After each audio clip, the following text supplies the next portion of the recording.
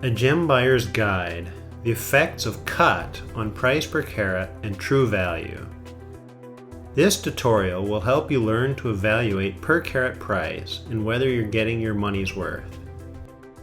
Commercially cut, mass-produced gems often seem like a better deal than high-quality cut gems because they usually cost 20 to 40% less per carat.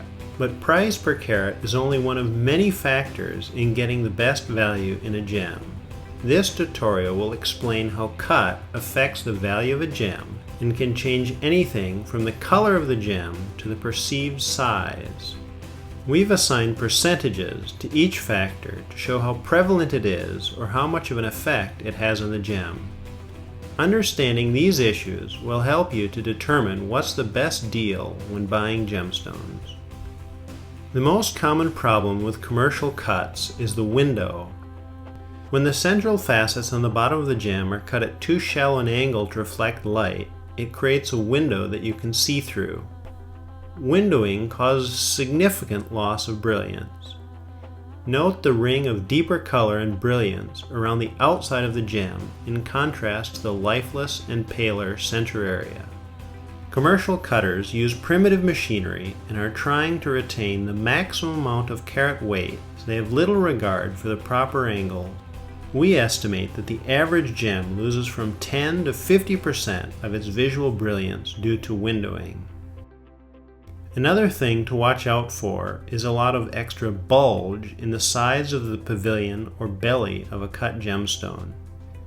This makes a commercially cut gem significantly heavier than a well-cut gem that looks the same size from the front. All that carat fat is hidden below the girdle. Because the fat is on the bottom of the gem, this extra bulge often escapes the notice of the buyer. The buyer is paying for all that extra weight that doesn't add anything to the visual size of the gem. This extra bulge usually adds at least 10% to the weight of the gem and can add as much as 40%. Buying a gem that costs less per carat but has a lot of extra unseen carats is a false economy. Make sure your gem has a good polish. Gems cut with less expensive equipment, coarser polishing grits, or in a rush to produce as many gems as possible often have severely rounded facets and scratchy or hazy polishes. This poor polish is visible in this magnified photo of an aquamarine. While scratches aren't always visible to the naked eye, a poor polish is really bad for the brilliance of the finished gem. Compare these two blue topaz. One has a very bad polish, the other a precision cut and high luster polish. A commercial polish is usually 15 to 50% worse than the polish on a precision cut gem. The gem's girdle defines the outline of the stone and also is where the gem is gripped by the prongs or bezel to hold it in jewelry.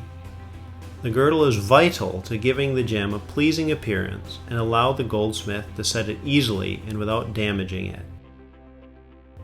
When a girdle is straight and of an even medium thickness, it is much easier to set. As you can see in these examples, carelessly cut gems often have girdles that wander up and down and vary in thickness. This gem also has a chip on the girdle, probably because the girdle was too thin in that spot.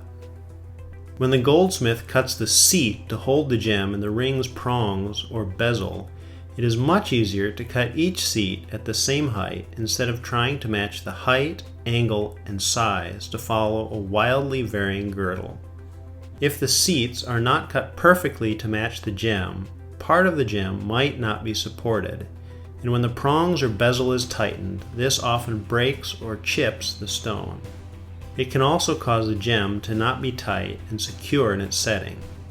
Girdles that are thin or sharp are easier to chip, while girdles that are extremely thick are awkward to set and add to the goldsmith's work.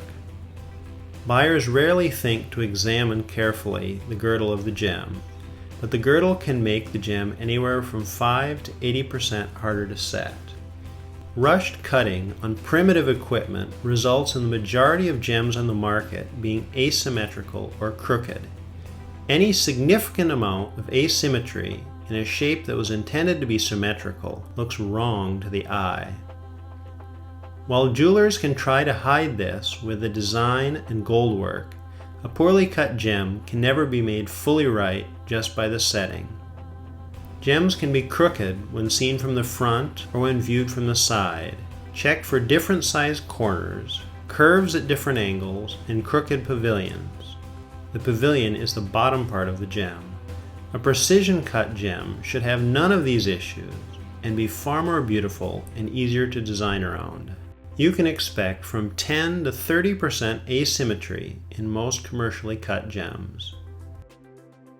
Color is considered by the GIA to be the most important factor in a colored gemstone's value. Interestingly, good polish, proper angles, and the right cut design radically affect the perceived color of the finished gem. A window creates a hole or lighter dead spot in the middle of the gem. Poor polish causes the gem to look grayer and less saturate. Here are two pictures of the same imperial topaz, the first showing commercial cut oval, the second showing the same gem after recutting it to a precision cut cushion. See how the color is far more even across the gem in the cushion cut? In this second example, we have two concave faceted citrines. The first cut is too shallow and has a poor polish, making it look far grayer and washed out. The original material on the precision cut was a deeper color, but still you can see how much better the color looks with good cutting, even when using the same concave technique. This sapphire was recut with two goals, to remove a few inclusions and to deepen the color.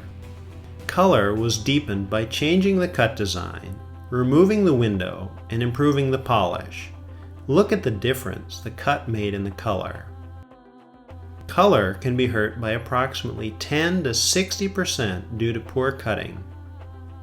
A poorly cut gem will not sell as quickly as a well-cut gem. All the factors we have already talked about make a commercially cut gem less attractive and less saleable than one with a precision cut.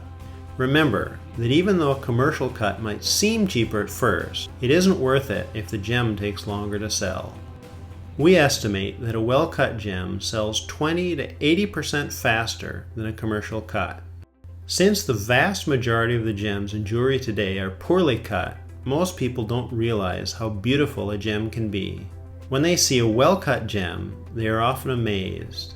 Beautiful gems will wow clients, friends, and families, while providing many years of joy to the wearers. For jewelers, this means more word-of-mouth advertising. For consumers, this means more oohing and eyeing over your jewelry. Well-cut gems are 30 to 100% more visually amazing. So, to recap, a window means that 10 to 50% of visual brilliance is lost. A belly bulge adds 10 to 40% more unproductive weight. A poor polish results in 15 to 50% less sparkle. Wonky girdles are 5 to 80% harder to set. Commercial cuts are usually 10 to 30% asymmetrical. Poor cutting results in a 10 to 60% loss of color saturation and vividness. Poorly cut gems can take 20 to 80% longer to sell. Commercial cutting is 30 to 100% less amazing. Adding up all these factors, we find that a well-cut gem is worth 110 to 490% more than a commercial cut.